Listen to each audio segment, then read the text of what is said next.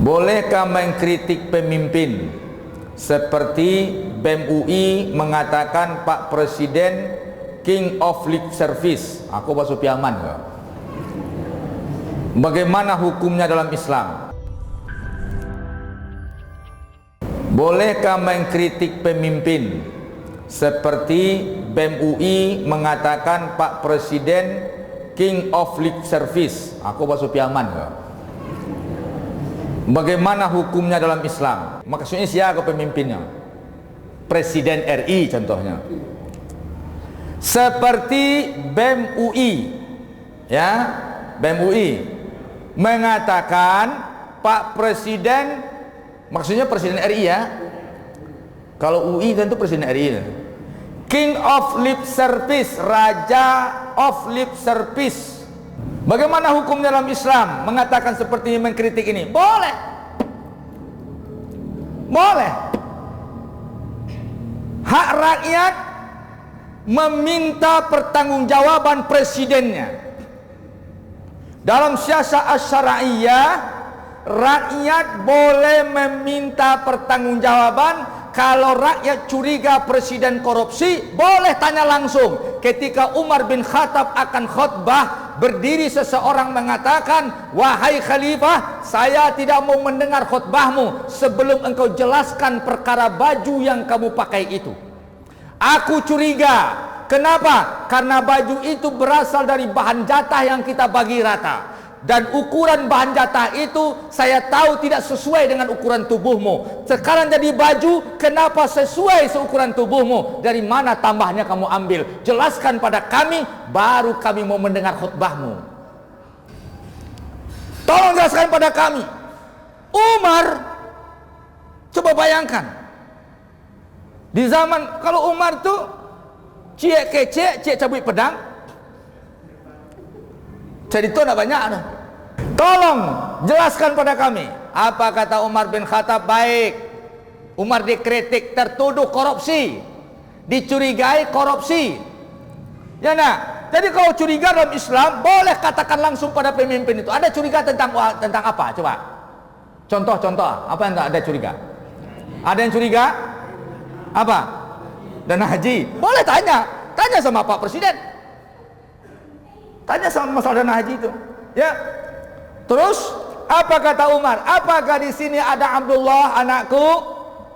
Kalau ada, berdirilah wahai nak. Ya Abdullah, berdiri Abdullah.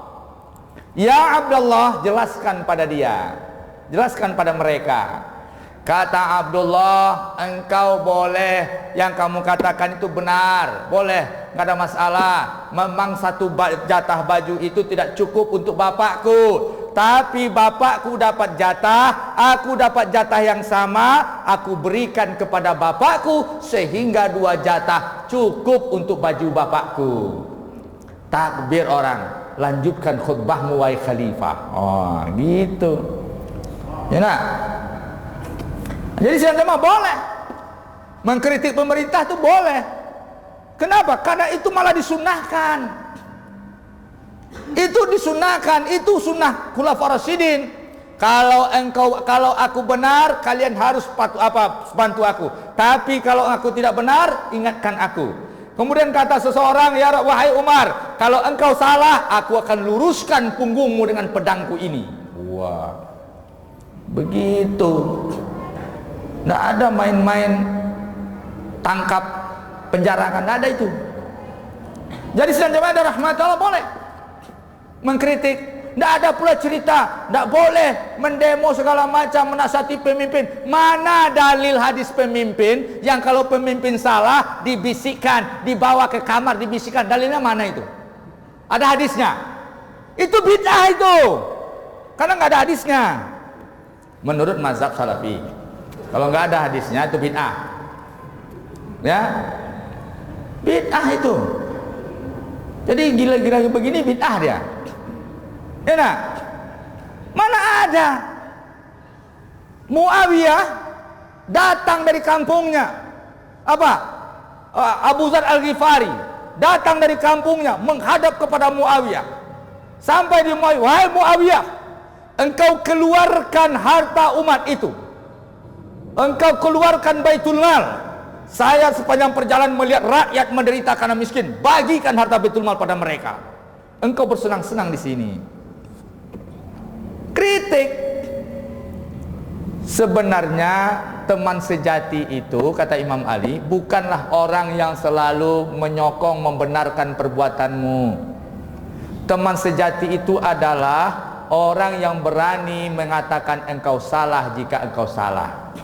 Jadi kalau bapak-bapak ingin menjadi teman sejati Bapak Presiden, sampaikanlah kesalahan-kesalahan Pak Presiden itu. Kalau ada, kalau nggak ada, kita nggak tahu. Ya, nah, contohnya apa? Janji-janji. Bisa ditanya, minta janjinya. Lapangan kerja. Menciptakan lapangan kerja kepada rakyat. Sekarang lapangan kerjanya gimana? Untuk Cina? Apa hukumnya memberikan lapangan kerja kepada bangsa lain? Apa hukumnya? Secara syariat itu tidak boleh sebelum diutamakan orang penduduk setempat. Dalil, kata Rasulullah mengamanah berwasiat kepada Muaz bin Jabal, engkau ajarkan mereka tentang Allah dan aku ini Rasulullah, kemudian engkau ambil sedekah zakat orang kaya mereka, berikan kepada fakir miskin mereka. Ambil dari orang kaya mereka, aset itu diberikan kepada orang miskin mereka. Jadi kalau pekerjaan ini mestinya kepada siapa diberikan? Kepada pribumi. Kecuali pribuminya sudah tidak sanggup, baru boleh cari yang lain. Tapi kalau masih sanggup, hak siapa itu? Hak siapa? Maka hukum ini kacau ini kalau memang pada orang lain, jadi tidak boleh. Terus ada zawil kurba. Dalam Islam ada istilah zawil kurba, orang terdekat. Kalau kita memberi bantuan kepada zawil kurba atau kepada orang jauh? Zawil kurba dulu. Jadi sebenarnya dalam pandangan syariat itu sudah ada, dahulukan rakyatnya. Kemudian Umar bin Khattab dalam menata ekonomi rakyat, usaha rakyat, Umar bin Khattab melihat rakyatnya ini didekatkan kepada dikondisikan untuk kehidupannya. Dilihatnya orang Basrah yang gagal ekonomi di Basrah dipindahkan ke Kufah. Orang Kufah yang gagal ekonomi di Kufah dipindahkan ke Basrah. Supaya apa? Dicarikan solusi. Dia nggak bisa dapat pekerjaan di Kufah. Di Basrah dia bisa, dipindahkan orang Kufah ke Basrah. Sebaliknya orang Basrah dipindahkan ke Kufah. Artinya apa? Diatur, ditata, dicarikan lapangan pekerjaan. Jangan pula orang Cina dipindahkan ke Indonesia. Harusnya orang mana?